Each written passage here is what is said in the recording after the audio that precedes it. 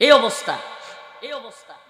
অথচ রাসূলুল্লাহ সাল্লাল্লাহু আলাইহি সাল্লাম বলেছেন হাদিসের মধ্যে, যে ব্যক্তি আল্লাহর রাস্তায় জীবন দিবে, শহীদ হবে, তার আত্মাটা এত সহজে যাবে যে একটা পিঁপড়ার কামড়ে যতটুকু ব্যথা, তার চাইতে কম ব্যথা হলো শহীদের মৃত্যুতে।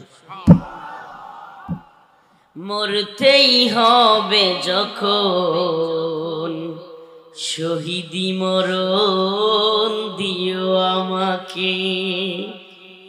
মরতেই হবে যখন, শহীদি মরণ দিও আমাকে। রাজি আছে? শাহাদাতের একটা সঙ্গীত বলবো, শাহাদাতের সঙ্গীত। আমার তো কারাগারে থাকতে আমি খালি শাহাদাতের গজল শুনতাম। ওই এক ধরনের ছোট্ট এলইডি আছে না, এলইডি মেমোরি বলা যায়, ওগুলো ছিল, আর সব শাহাদাতের সঙ্গীত শুনতাম খালি ভিতরে থাকতে। মরতেই হবে যখন, শহীদি মরণ দিও আমাকে। বলেন না সবাই, শাহাদাতের তামান্না নাই? তামান্না আছে? মরতেই হবে যখন, শহীদি মরণ দিও আমাকে। শাহাদাত জানি শুধুই জীবন, সে জীবন দিও আমাকে।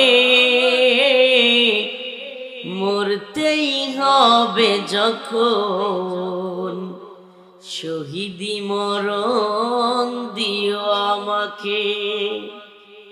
শাহাদাত জানি শুধুই জীবন,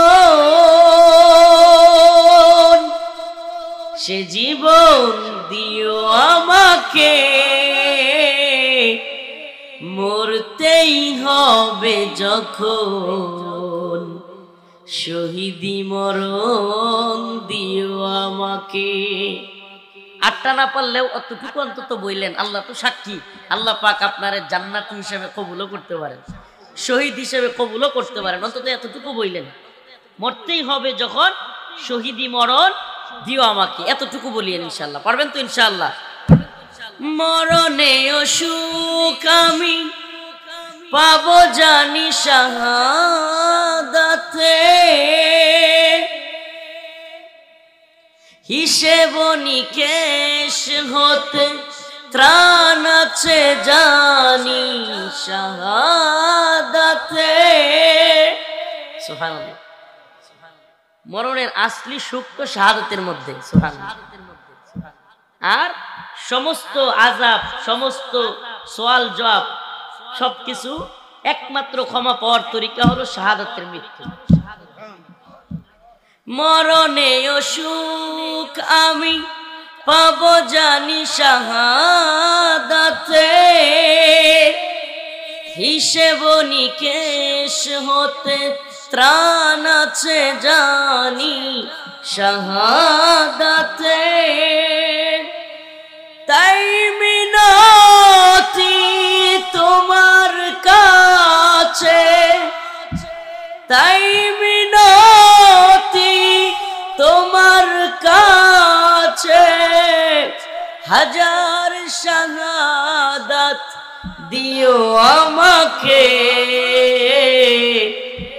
মরতেই হবে যখন, শহীদি মরণ দিও আমাকে। বলেন না, মরতেই হবে যখন, শহীদি মরণ দিও আমাকে।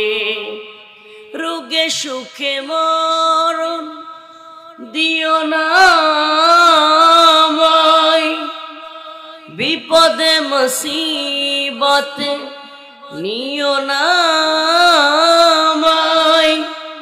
রোগে সুখে মরণ দিও না আমায়, বিপদে মুসিবতে নিও না আমায়। এমন মৃত্যু দিও,